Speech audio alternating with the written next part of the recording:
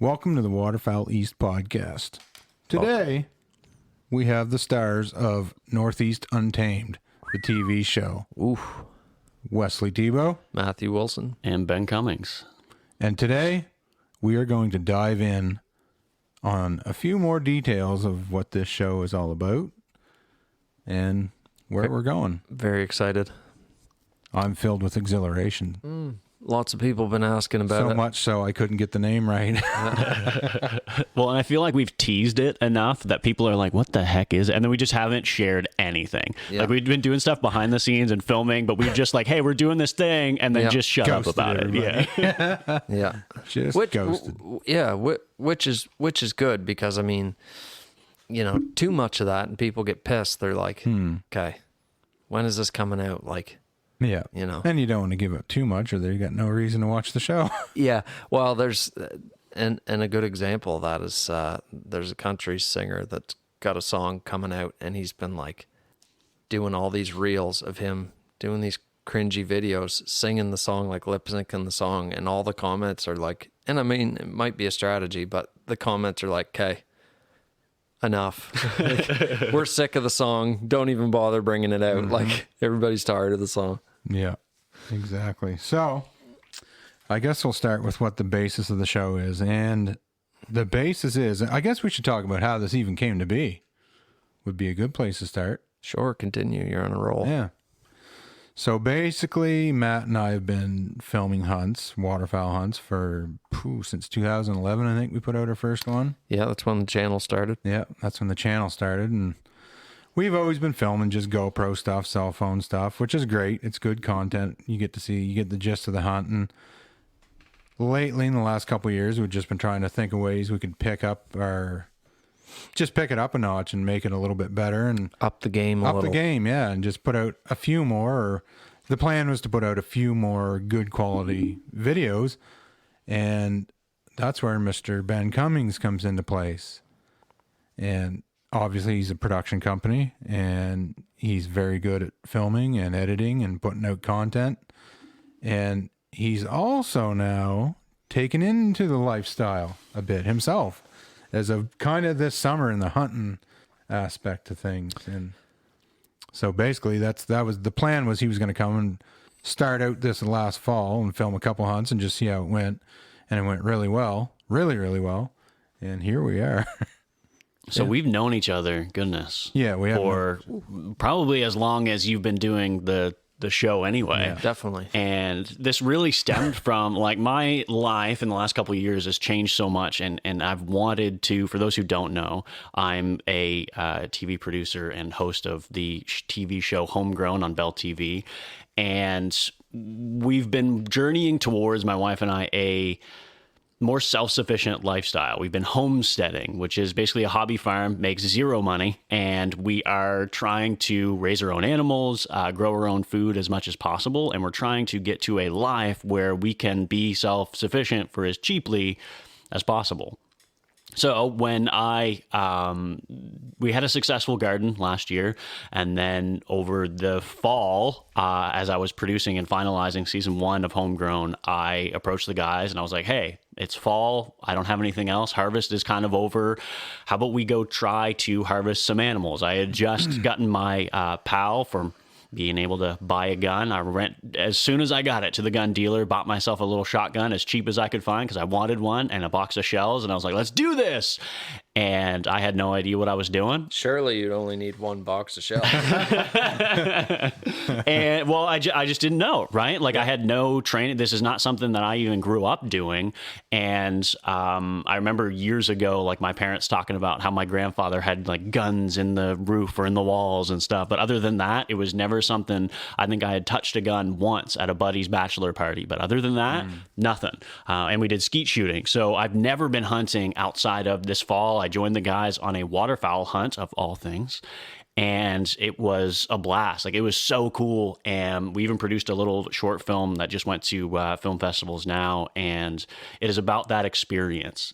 and feeling that and realizing it and talking to the guys, it's so much more than just the hunt.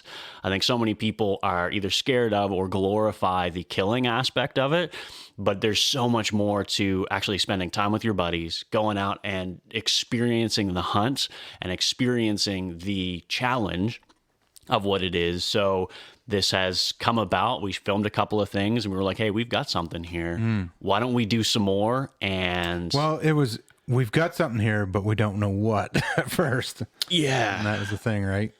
Yeah, and I mean, people love that sort of content. I mean, the shows that are on, like the History Channel. I mean, look at the History Channel now.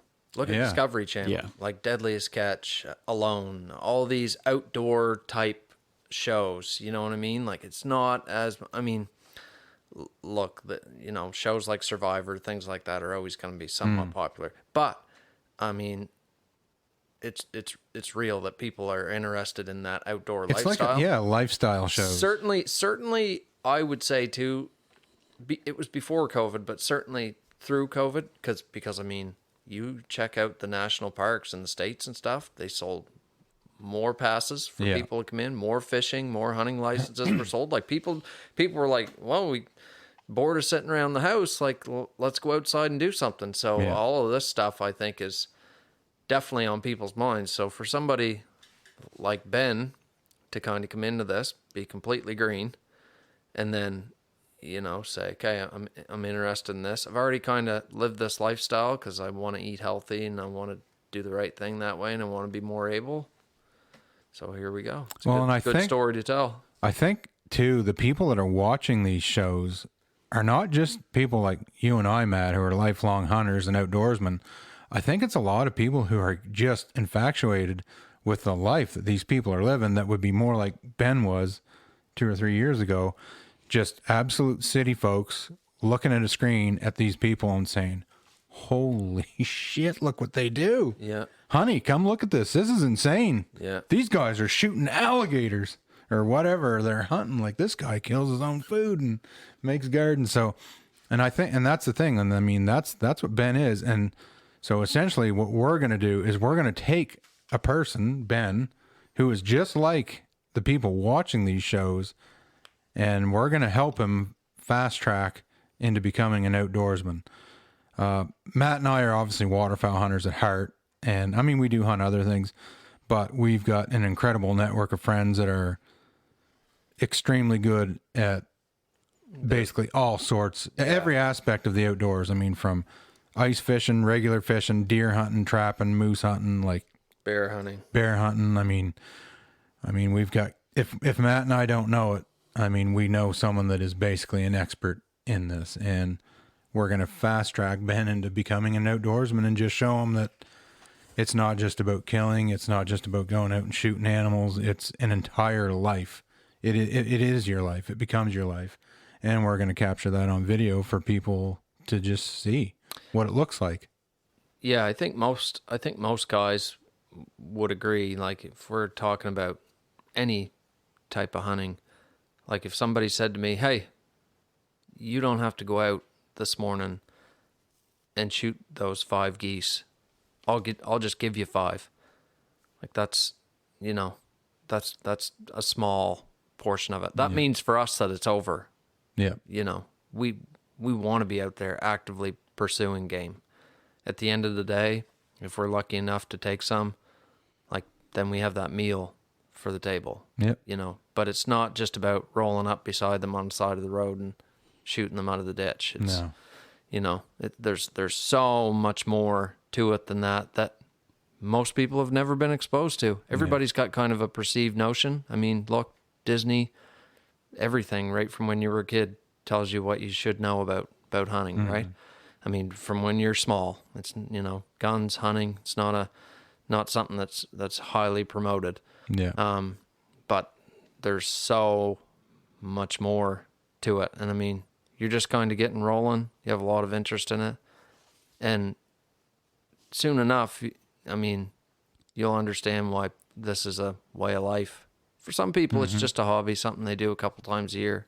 But definitely for people like us, it's a way of life, you know. Yeah. And Never stop thinking about it. And you'll Till get you to are. see all the mistakes made and just the thought processes and how you might have thought one thing at the beginning and how your thoughts and stuff have changed on everything, and it's just going to be really neat. I can't personally think of any show that's ever captured this. A guy that's gone from literally a granola eating hipster city slicker to becoming an outdoorsman fully. And we're always learning too. Everybody's yeah. everybody's like we don't know it all, and the people that we're gonna go with for other things don't either.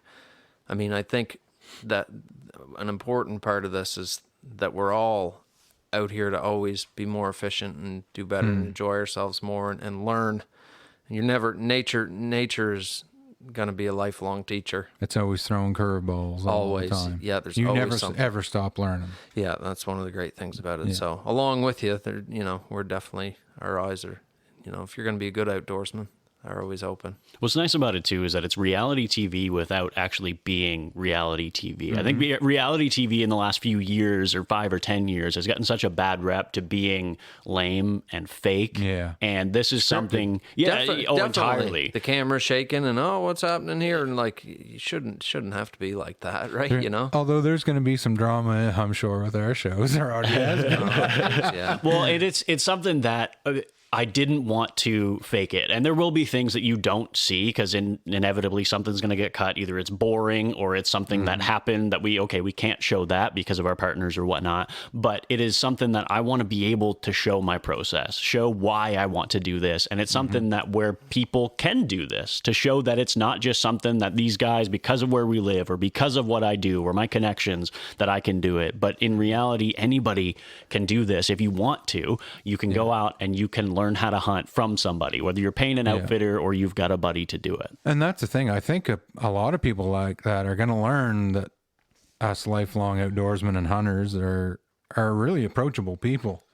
Like you can go to your local bow club or gun club and just say, hey, I am a granola eating hipster from the city and I want to learn how to be an outdoorsman. Yeah, I've never done this before. I've literally never done anything. I'm interested in getting into this. I'd like to do it right. Yeah.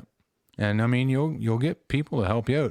It might not take you completely under their wing like we are, but Yeah. I mean, you'll definitely get help and you'll see that we're normal people, we're good people, and we're not just complete savages. I would like to ask though for maybe a little more advice, because my very first hunt, we went rough grouse hunting, we went upland hunting, and I didn't realize that when you are within 10, 15 feet of a bird, I mean, I knew a shotgun blast would spread out, but it didn't spread out as far as I thought it would. And my first bird, the first thing that I ever killed, decimated it. I shot it center mass. And that's things that, I mean, I don't even think about that because it's been done for years, but it's stuff like that. It's going to be a good learning process for you and A I. Matt, relearning as well. process. Relearning, just being like, Make sure we that- never thought, okay, we got to tell this guy to shoot it in the head. Make sure that he knows. Because, I mean, when I was younger, my first bird was the same thing. Yeah. I was like, I'll never forget it.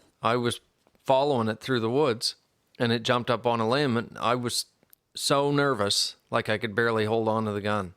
And I just went, center of mass. Make sure I get it. I got to make sure I get this thing. And it same thing, feathers everywhere. And I was like, oh. My grandfather was like, ooh. That's, just point her up a little higher next time, Chief. Turn that into burger.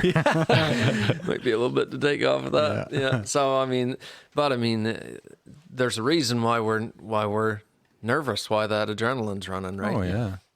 And I mean, yeah, you're absolutely right. I mean, things that come natural because we've done it so long, you're just learning. Things that don't have a thought process anymore for us.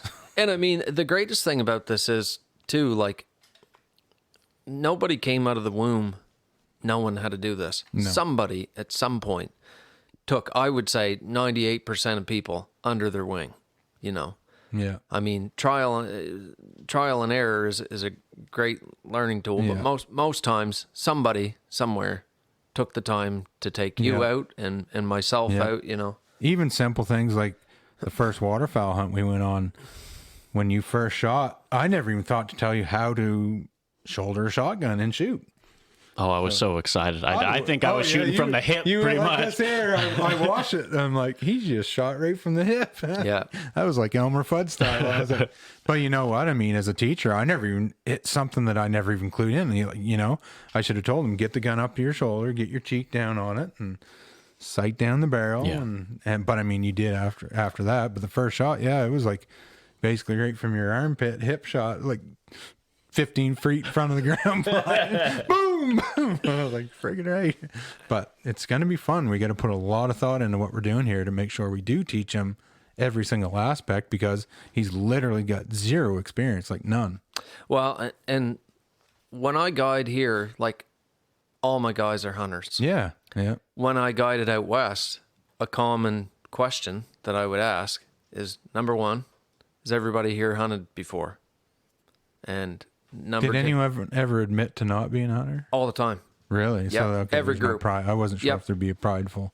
No, there. all the time. I want, and most times we're like, if they hadn't done it before, it was like, you know, I'm completely green. Like, tell me what to do.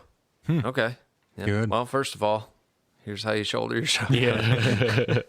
Yeah. So, and we did. I mean, we got it right. We stepped in and helped you out there. But you're definitely right. Like, even the most minute thing, this is why we're doing this, right? Yeah. Treat you like an apprentice for sure. And it's going to be really cool for this season too, because it's not just going to be waterfowl. It's not just going to be big game hunting. We're going to try, even now we've already gone on ice fish. Some of you might know Jason McLean, who we went out to do a little ice fishing with. Up in Miramichi. And so it's going to be something for everybody, so that we can really get out and learn the outdoors, or so I can learn the outdoors and the experience of everything that New Brunswick, hey Boog, Dog's making his rounds. everything that New Brunswick really has to offer, which is super unique in our fauna here, the animals that we have to be able to hunt, and that DNR lets us bag and put in our freezers sometimes. Yeah, and Jason's a fine example of a friend of ours that is, I mean, you could call him a professional fisherman. He's a great outdoorsman. He's an incredible Yeah. outdoorsman. Lifelong outdoorsman. Yeah. Understands wild game, loves to fish. Yeah, and yeah, he's basically one of our assets that can show you stuff that we don't do. Well, and more than that too, like Jason isn't the only one. There's going to be so many other guys that we're going to go and meet with. And more than that, we've got a few sponsors for this year as well to be able to do what we do that have really been a huge help. I think of one, Jenny, who's out of the States, her and her husband. Her husband's a blacksmith, and they are sending us a few knives. Quiet Forge. They're sending us a few knives so that we can... Thank you, Quiet Forge. Yes, thank you. Really looking forward to the products too. Like, I'm kind of a big knife guy. Oh yeah, huge knife guy. And even the pictures that I sent the guys, that I was like, hey, do you like these? Is there anything tweaks? And they were like, no, 100%. These are amazing. Yeah. We're just so excited. Never had a knife like that. You know, any knife I ever had was just something mass produced, right? Yeah. Like nothing. Knife from Canadian Tire. Yeah, just, you know, something I found at a fair or something like that. You know, I mean, they've had good knives, but nothing that somebody built in a forge like that. No. Like that's pretty damn cool. Yeah, very cool. And of course, we'll need shot as well. So we've got Kent Cartridge on board. Yeah. Oh yeah, Steph from Kent Cartridge, Canada. Kent's been a great partner for us. Super supportive, and not only to us, to a lot of other people in this country. So we're super thankful for them for sure. They're great people, been good to us. Awesome ammunition. Yeah, and why the big thing about Ken is it's not like, hey, all we offer is steel. Yeah, You know. everything. You know, steel, tungsten, bismuth, lead, all kinds Turkey of. shot. Yeah, they got you covered. Hold on, there's different types of shot. What are you talking about? We're going to have a master class after this. Yeah. Yeah. So I mean, again, like, we're super thankful for people like that. Sitka gear. Yeah. Yeah, the first hunt that I actually got the gun out on was soaking wet. Like, that was a massive field. There was a lot of geese there, but it was wet. It was a hurricane. And, oh yeah, 100%. Monsoon. tail end of it. And if people have seen that video, like half the footage wasn't even there because the screen was wet and it was humid and it was brutal, but it was an amazing hunt. Yeah. And I was just at that time in some Canadian Tire secondhand gear that was soaked and heavy by the end of it. So having Sitka on board this year is going to be real nice. Yeah. What do you think so far? I mean, you've had some time to use it. The pants especially, and the what's the base layer called? It's called the base layer. The base layer? Just a base layer, yeah. Base layer is something I'm not wearing them right now, but my goodness, they're unlike any other undergarment that I've worn, because whenever I hate long johns. I'm not a fan of long johns because I'm a very hairy dude, so they get matted and it just hurts for me to wear long underwear. So these quilted base layer from Sitka is just, I wear them on the regular because I'm out feeding my chickens or dealing with something else in the homestead. So having that is just amazing. They're built for hairy masculine men. It's nice. It's nice to be able to be outside regardless of the conditions and be warm and dry and comfortable and not bulked right up. Like, that makes such a huge difference, especially that's one of the biggest things for me. If you're like somebody that spends a lot of time, or if you work outside, like my job is outside, all the time, all year long. So it's nice to have things like that keeps you alive. I want to be comfortable. I want to be warm. It just provides you tons of options. I mean, we talk about Sitka gear a lot, but we're super passionate about it because, I mean, let's be honest, we're not getting any younger. When we were younger, we didn't have any clothes like that. I wish we would have, but now suffered. Yeah, you suffered, and now again, like I say, like that. For example, that hunt we went on that day, like, man, if you didn't have Gore-Tex that day, you were soaked beyond soaked. Well, and it's not stuff that's hugely mass-produced either, whereas I find a lot of just outdoors gear in general is very boxy. It's not stretchy in the right places where you need it to be, so the Sitka stuff is really designed to be able to use and maneuver and be comfortable where you need it to be comfortable. Yeah, you can definitely, I mean, you go on their website or anything like that, you can see the time and effort that they put into it, and the people that talk about certain garments are like, you can tell that they've put a lot of time in. They were like, look, I spend this many days in the mountains. This is what I needed. Pants that I could put knee pads in so I didn't tear my knees all to pieces when I'm this many miles up and away from civilization, right? Like, just simple things, I needed this puffer jacket so that I could pack it and it would be light, but when I got it out, I could still stay warm, And they just, it's just a lot of thought put into it. Yeah. And we've got Big Al decoys, silhouettes. Heck yeah, Big Al. Been on board with him for a long time too. Yeah, great and he's always been so good to us. Been a big supporter. Always shares our stuff, which we really appreciate. So we love you, Al. Got some awesome skinny decoys. I'm gonna have to go out in a layout blind, aren't I? Just to earn my stripes, because I've been spoiled with your blinds, Matt. And even there's one I sent you on Instagram the other day of just a trailer that's all decked out. You just pull it up, hop inside, beautiful. Yeah, that'd make things so much easier. Oh, but, yeah. I think I'll have to use the burlap sack, lay with some corn over top of me, and just to try it out and be miserable for a minute. Nice wet day. Yeah. I'll watch you from the comfort of my truck with the binoculars. Yeah, his products were great because, I mean, like Rowan and I were talking the other day, and I mean, he's on the verge of turning 16, going to have a driver's license, probably going to have, a little grubby little truck or a little beat up car or something like that. And you take a guy like him that wants to be able to go out and hunt, like, he's not going to drag a trailer. You're not going to give him the new Tundra and 16-foot enclosed trailer with all the rigging? Probably not. No, he's going to have to struggle. Yeah, it's good to struggle. As he should. And he's like, if I had a little car, I could put a lot of those Big Al's in the trunk. Like, I could lug like 20 dozen decoys in a car, and I'm like, yeah. Put a bunch of decoys in the car. You could. And like a dozen full bodies just to have a nice little spread there. Small blind. Yeah. Hey, away you go, man. Yeah. Yeah.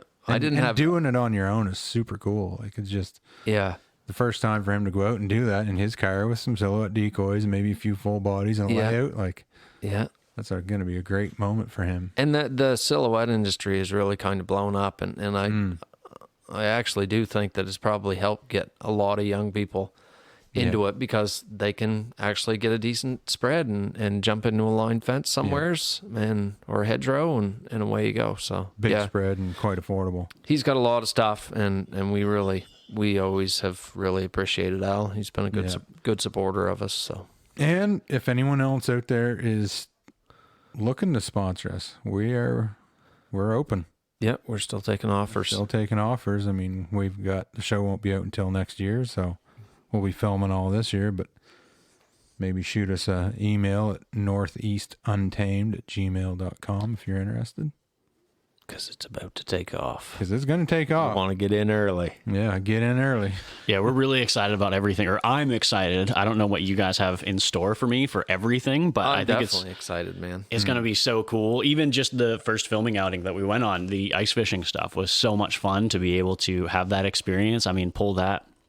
What was it? What I pulled from the ice? burbot. The burbot. I thought it was a salmon. Was it?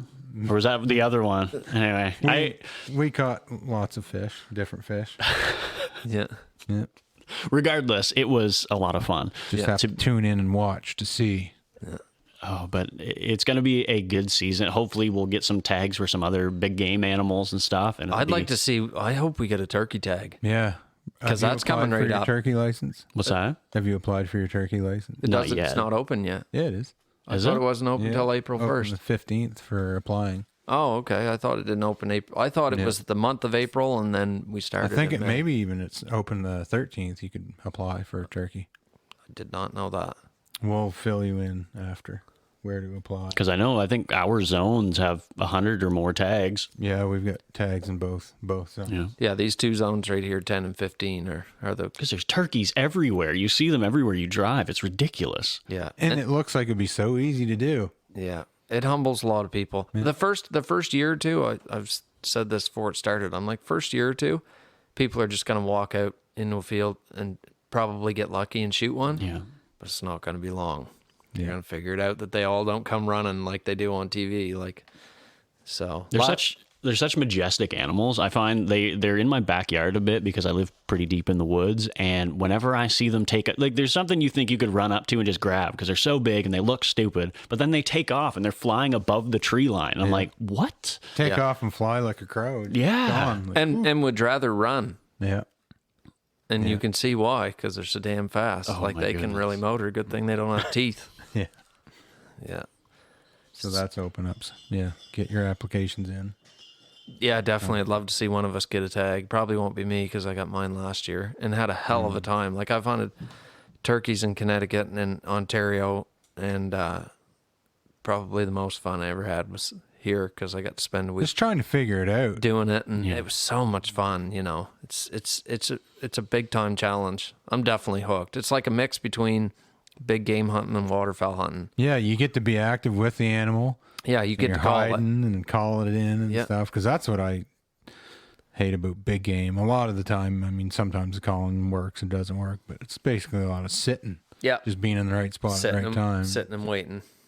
But turkeys, I mean, you're running and gunning, going after them, calling them, and Spring will be Deep on them. interesting for you with bear and Yeah. you know, so much to learn with that. I mean, hey, look, we have, years ago they said we had 16,000 black bears, which was they figured one bear for every 2 square miles.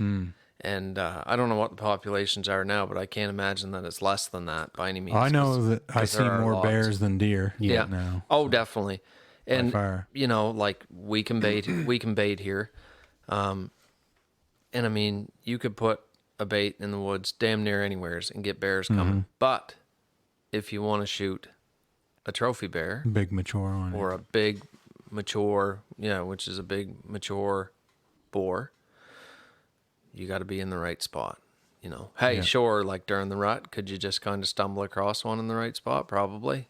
But there's definitely an act to it. You don't see a ton of huge, mature bears being shot. Not that they're not here, because they are. But they're hard to judge, very, very hard to judge. which is something that takes a lot. It's not just like, oh, this is what you look for. If it's got, 20 points, you're good to go. Yeah. Like it's, Yeah, it's not an obvious thing to see. Most Like I'm an outfitter. I guide bear hunters in the spring, and I mean, it's always the same thing. Geez, he looked a lot bigger. Geez, I thought he was bigger. Yeah, when he came into that barrel, I thought he was twice the size of that, and they get ground shrinkage real bad, right? People get wound And up. these are seasoned hunters, maybe not bear hunters, but I mean, I guide basically all like avid hunters and well seasoned, and I mean, they struggle to judge them. It's hard. They are hard to judge. It takes time. You're just looking at a blob. Yeah, like especially looking down from a tree stand, they look way bigger than they really are. yeah. And you'll get to see the rat race that is outfitting for bear hunters. I'm fully booked this spring, so be a lot of craziness going on there. That'll be fun. Well, yeah, you'll get it all the way around. Yeah.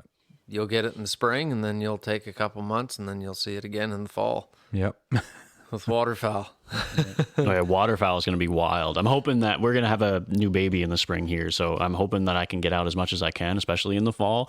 And it's going to be interesting to be waking up that early. I'm not a morning guy, so waking up last year when we were going hunting, I was just like, "Are you serious? This early?" Yeah, and it's going to be every day. Every day. Because where West does the bear, I do waterfowl in the fall, and we run hard for 5 weeks straight. And by the end of it, Yeah. you're wore down. You're done. You're done. Yeah, I'll be starting here in another month. I'll be more or less. It'll be 3 months. a lot of long days. for It'll you. be 3 months of 7 days a week, at a pretty physical job too, like hanging stands and dragging bait and just it's physical job when you're doing it 7 days a week. Well, and you do trad bow too, so And that's even harder I than guide gun. basically all traditional bow hunters. How many weeks do you guide? How many weeks? do you I've book? got 5 weeks total. 5 weeks. Yeah, that's good. Yep. That's enough. Oh, it's plenty, man. That's- And I that's- mean, I'm a one-man show. I mean, I've Yeah. obviously got guides hired, but I mean, I'm the cook, the manager, the head guide, all that crap. Like, Yeah. for now. Oh yeah, you gotta have, Yeah. and do you just have one guide? I've got one guide for each week, but I got a couple guys I'm hiring though. Yeah, yeah. You need help Yeah. Oh, yeah. for sure. You can't do it all yourself. No, definitely not. There's just more than one person can do basically. But you'll Yeah. see, it's a lot of fun. To do it proper. There's some Sure. chances at crazy interactions. Like, I mean, we had some wild times last year. That's something I've never been even close to either. Like a few deer, of course, you see them in the yard and stuff, but bear, you can drive by them a little bit, but I have never seen or been really up close to a We black can bear. get close. The thing about it is with bear is like there's so many of them here, Yeah. Yeah. and you think to yourself, if there's that many bears, and there is, because especially when you run as many baits as he does, they're there. But where do they go in the wintertime? Like, where are they the rest of the time? Why don't we see them more? Yeah. You know? Like, where do they hide? Where are the dens? And like their biology is unbelievable. Like when you start to break them down as a creature, like I mean, there's other things that hibernate, but when you think about sows going in the den, having cubs in the den in the middle of winter, they haven't eaten, they're not drinking, like, Yeah. and you'll see like bigger bears, especially when they come in, every step is accounted for. Like we're not just rambling through the woods, snapping branches, and they come in, and when they set that pad down, like, it's no wonder you'll just be sitting there, and all of a sudden it's like, geez, I've been sitting here for 2 hours, and all of a sudden, how did that thing get here? Yeah. Like, and next just- thing you know, it's 10 yards in front of you. Yep, just quiet Never as a heard a thing. mouse. They're so majestic too. I find bears are a beautiful animal. Whereas you get something like a moose that just lumbers along. They're just big, stupid, or perceivably stupid. I don't know if they're actually stupid, but they're massive animals that just lumber through the forest. Yeah. Yeah. Well, everything has a kind of a will to live, and knows that at some point, like a black bear, really, other than other bears, we're their only predator. Yeah. But even still, when they come into those places, like, they know that they're putting themselves in a vulnerable position because there's other bears there that may want to fight them. And I mean, And when that gets fun is when they don't care. Yeah. right. Because at the end of the day, I mean, obviously bears, like 99.9% of the time, you're 100% safe. Like, nothing's going to happen. Yeah, they'll just, And they'll take off, run, and get out of there. But there is a pretty good chance in spring when food sources are low competition is high, you get a lot of them that will stand their ground. And I mean, never been attacked in all my years of doing it. But I mean, there's some certainly hair raising experiences where they just, you know what, I'm bigger and better than you, and I'm more a bear. hungry, and I'm hungry. I'm gonna bluff charge you. And that's the thing. At the end of the day, I mean, a bear is still very able to kill you, like easily. Definitely. Although I don't think there's ever been anybody attacked here. And I don't think there's ever been a recorded attack.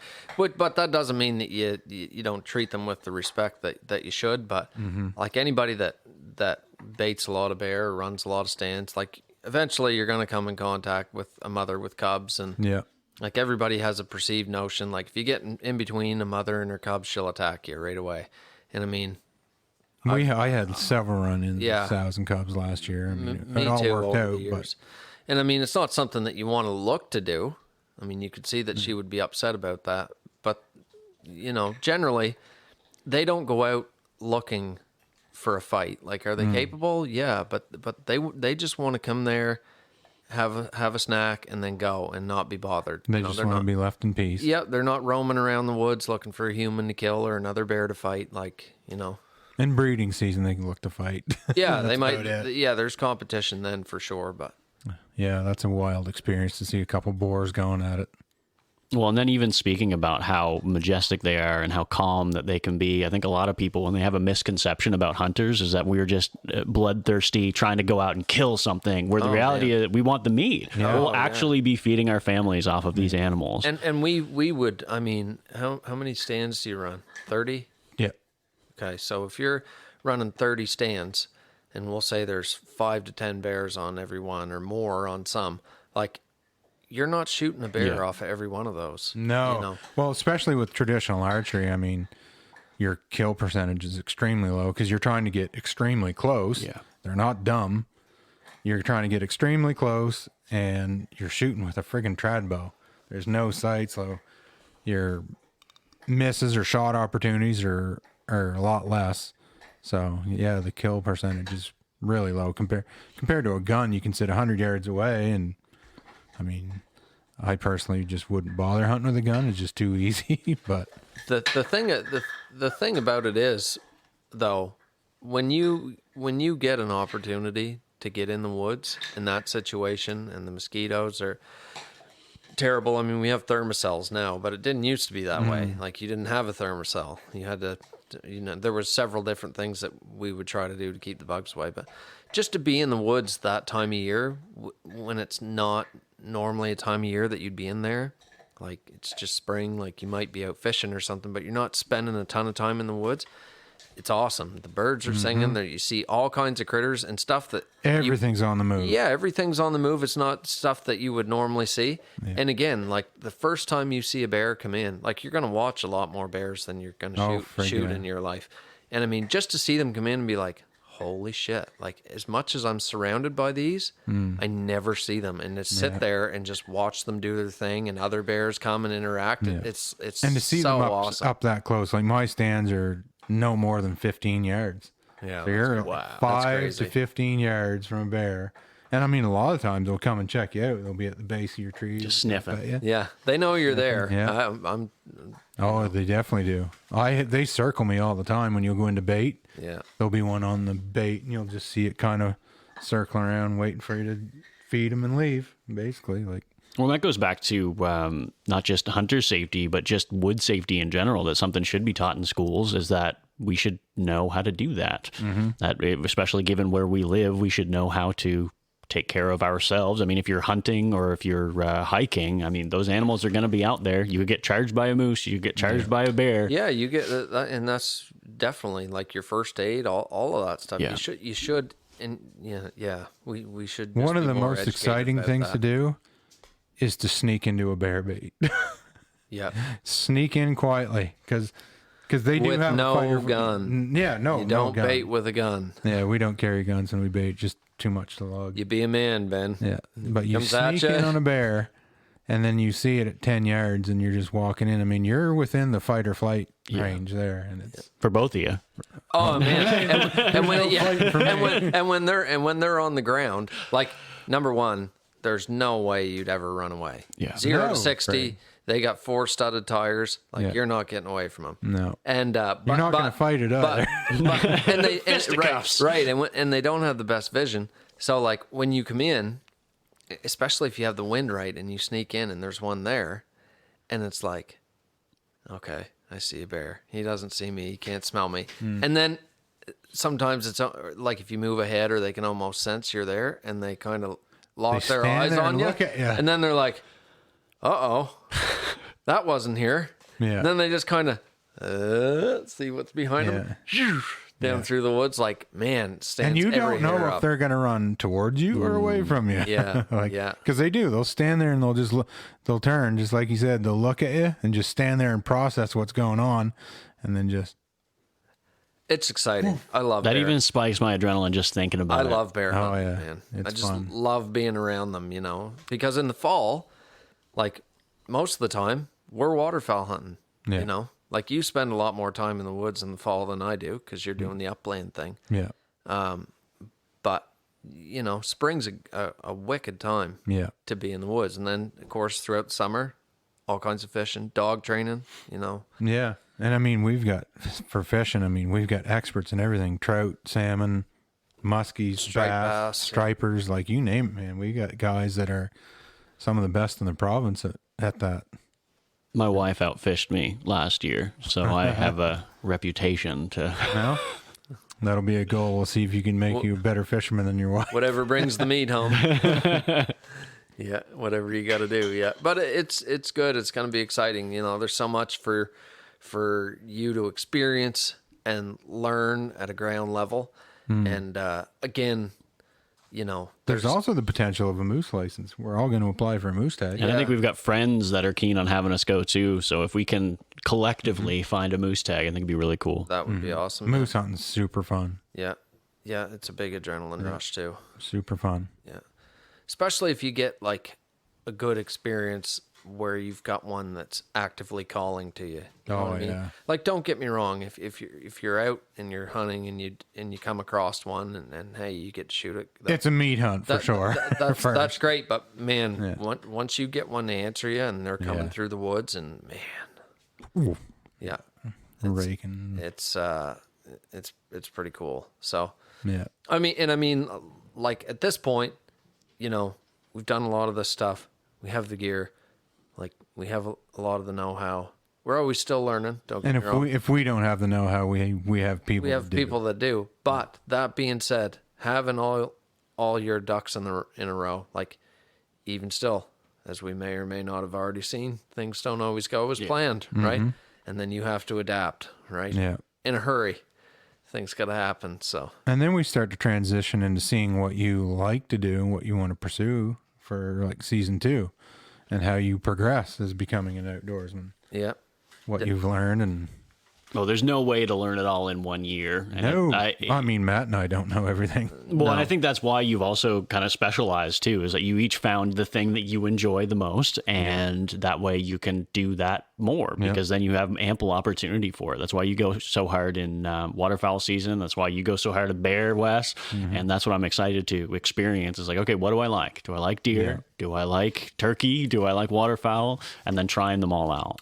yeah, and it's not even like for me that I grew up doing a whole lot of that. It's just, it's what I loved. Yeah. It's all I ever knew, all I ever wanted to do. You Yeah. know, like my grandfather was never a waterfowl hunter, ever. He always hunted big game, big fisherman. He'd be like Jason. I think if he had Yeah. to choose, I think if you would have asked him, he'd have been a fisherman. He lived right on the lakes, like guided down there for years.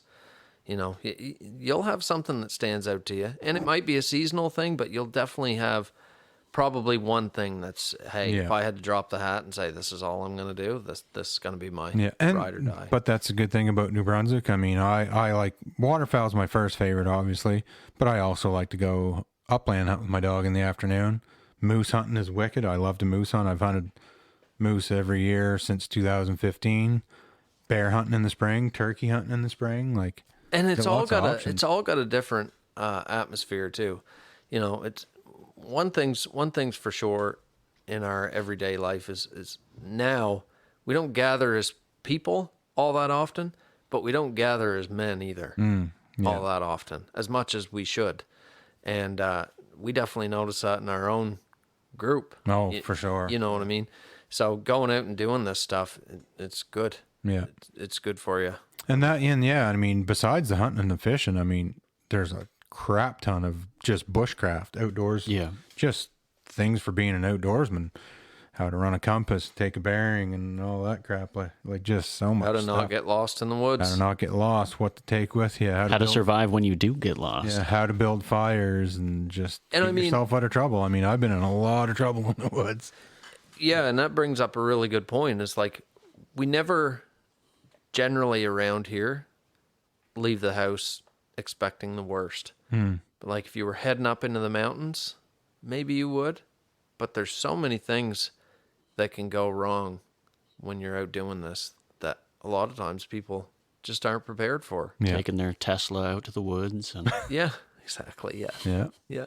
Running out of battery. Yeah. Bring a Honda generator, little Honda generator, Yeah. jug of gas. You're gonna well, need it. and like you say, it's never something you don't prepare to get in trouble. Yeah. But it's always good to be prepared. Like we said about the Sitka gears, being able to be warm and dry and being able to have those experiences such that you can be prepared, knowledgeable of what could go wrong and being ready for it. And who doesn't want to be more able? Oh, absolutely. Yep.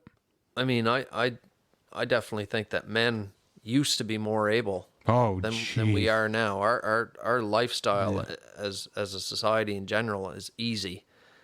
We don't have it tough anymore. No, we don't even We're- know what tough is, we're- honestly. We're soft. You Yep. know? We're super. We don't have to do anything to get what we want. You know, Yeah, we're in we the don't struggle. we're I in the guess. good times create good strong men create good times create weak men. Yeah. We're there. Weak men create hard times. Weak men create hard times. It's all a revolution. Yeah, You know? and we are in that cycle right now of weak men. I feel Yeah. a lot of them. Definitely. You don't have to. We just don't struggle on a daily No, basis. we don't. You know. We've got it made Yeah. Yes. easy. 100%. Super easy. Yep. That's why I'm excited to be able to share more of this experience, the good, the bad, and the ugly, because it's something that I think, like we've said, more and more people, especially men, are getting very curious about it. I mean, there are women that get into it and do really love it and do really well, but I think specifically there's a lot of men that have felt the call and felt that they want to try these outdoors activities, whether it's just hiking, being an outdoorsman, or whether it is getting into hunting. And it's something that I am very passionate about sharing with regards to farming now, and now getting into the hunting aspect of it, to be able to share that and that visceral experience. I think that's something you spoke about, Matt, in your interview for the film, is that it's a visceral experience to be able to get out in the woods, whether you are hunting or not, to be able to smell the outdoors and experience the sun and the sunrise, sunset, and just be out there, one with nature, and maybe taking one home with you. Yeah. Well, Definitely. As your life goes on as an outdoorsman, like for me personally, I mean, I have to be outside. Yeah. Like I'm even on an everyday work day, like I'm outside every single day. When we get home from work, we go out back for a snowshoe. Like every day, winter, summer, doesn't matter. We're mountain biking, camping, hiking, whatever. Like it just becomes something that you just have to do. Like you crave it and just, I don't know. Well, as an outdoorsman, I've said this a lot. Like you go through seasons. Yeah. Like when you first start, when you're like Rowan's age, like it's all about limits. He's out to kill. You know, yeah. You just want to. We've transitioned together through that phase. Crawl across a field of broken glass to get a bird. Yep. And I mean that experience being outside at that point in your life, because things are so easy and you're not as busy. You don't have the responsibility that you do when you get older.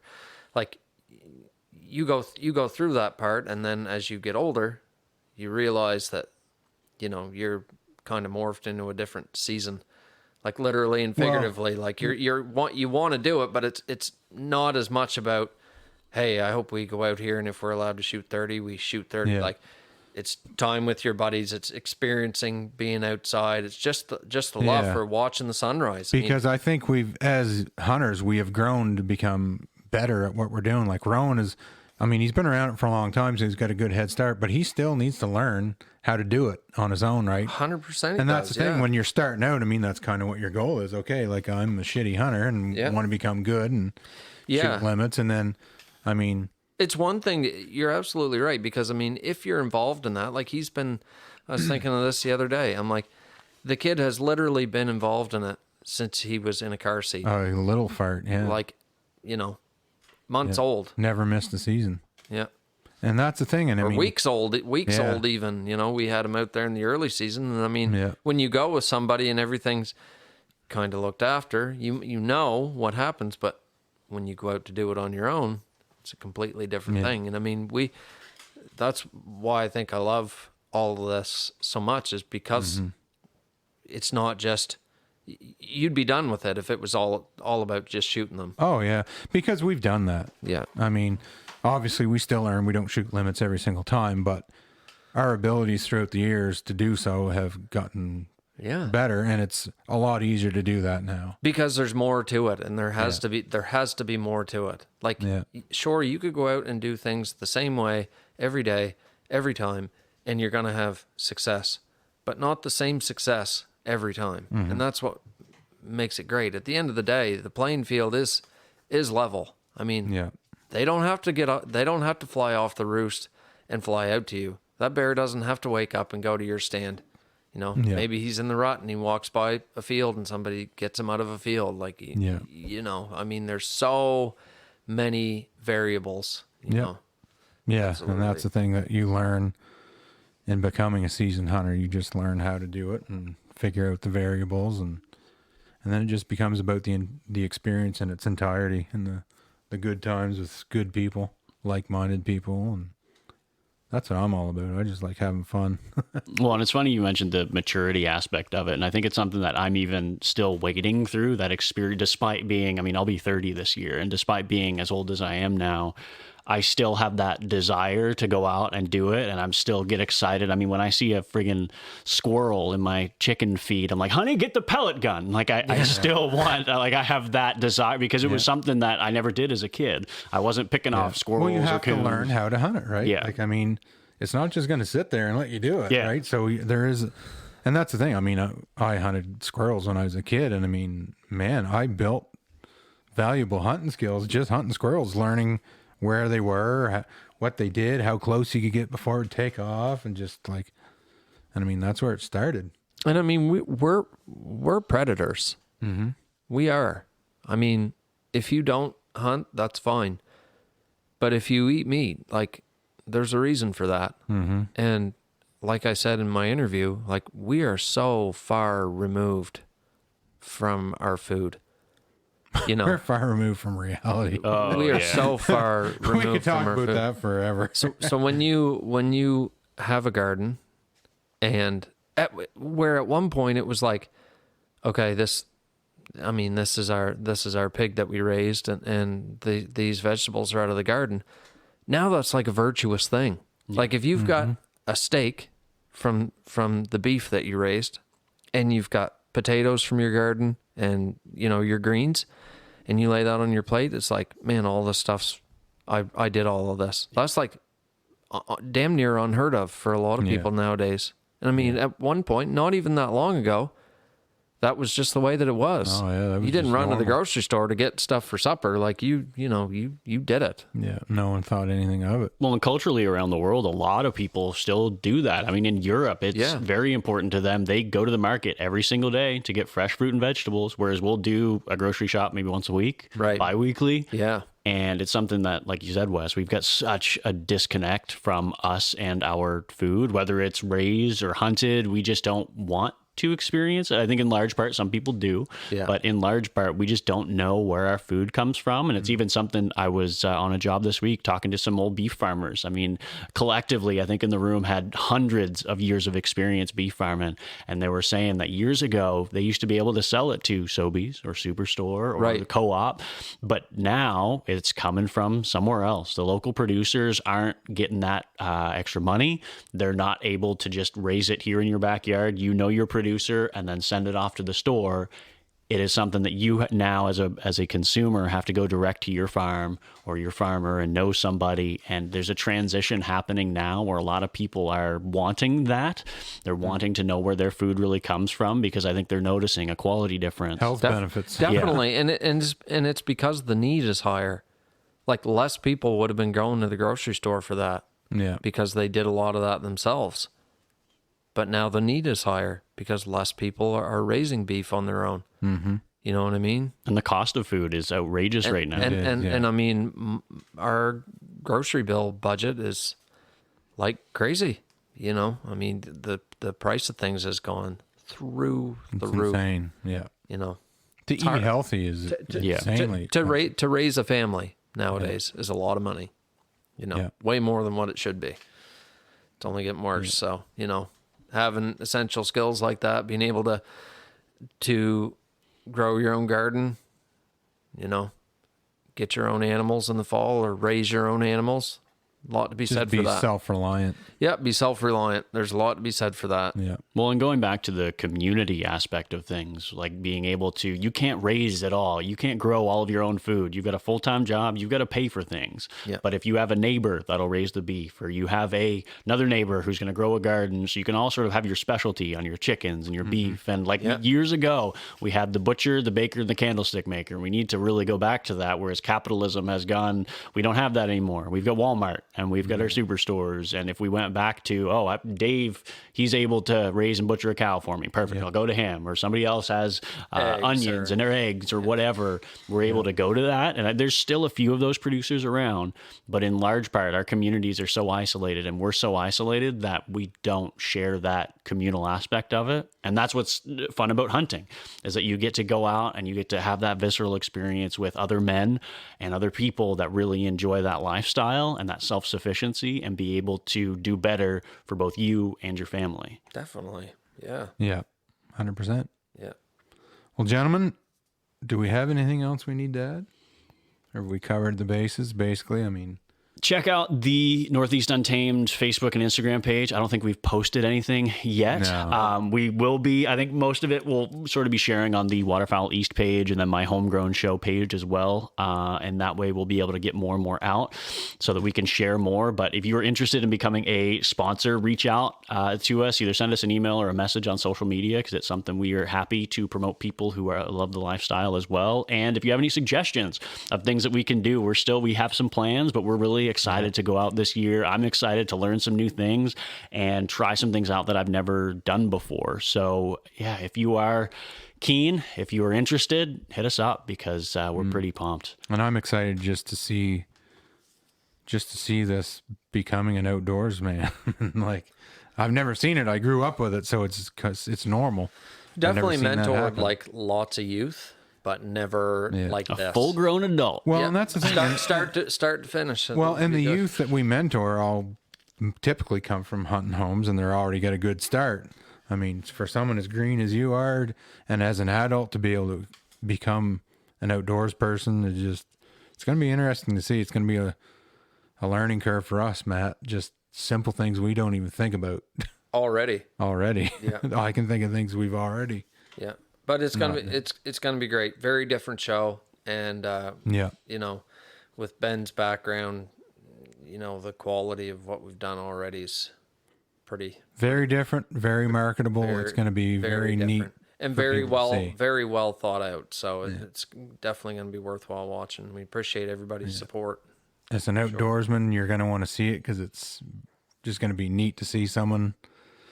Like, You'll get to laugh at me You get lots, to because laugh at I'm him an lots. absolute fool. yeah, He's a And noob. he is a noob, guys. Full like on. I mean, noob. Green. Yeah.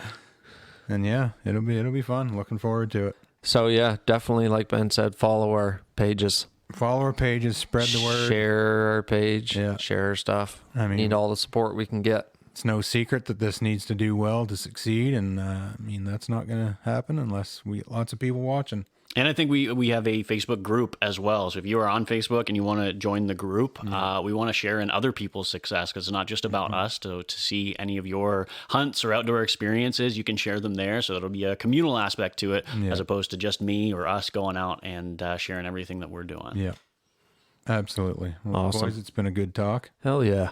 We'll keep everybody updated and maybe start getting a little bit of content out there, some snippets, teasers and things like that, and away we go. Go from there. Thanks for listening. Later.